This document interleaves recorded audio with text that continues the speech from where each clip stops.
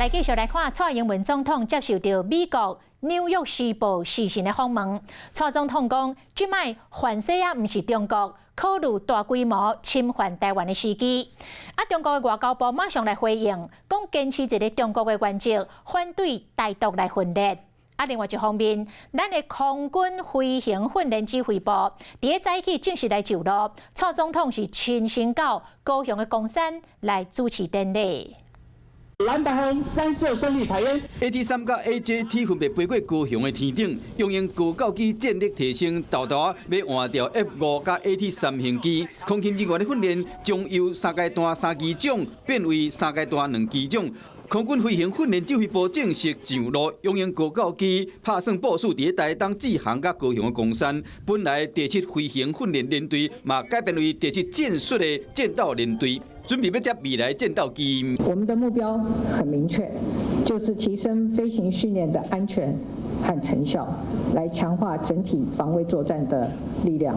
未来官校毕业的飞行学员在飞训部受训过后，就能够迅速的衔接主力战机的接训工作。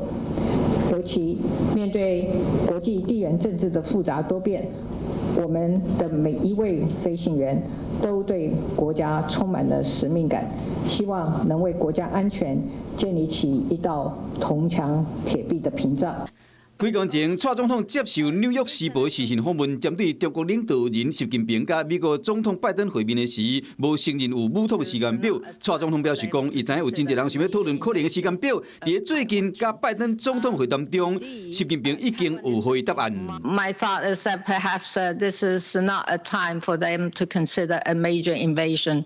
Of Taiwan。不过，中国外交部发言人王文斌回应讲，要维护台海和平稳定，都要坚持一个中国原则，反对台独分裂。如果经过讲民进党坚持台独分裂立场，一直进行无道的行为，敢来遭受可体的失败。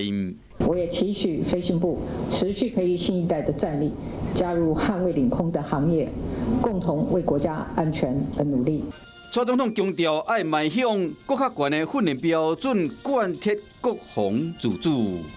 Hello， 我是林仙怡。想要抢先掌握最及时的新闻资讯吗？赶快订阅、按赞、开启小铃铛，锁定华视新闻 YouTube 频道。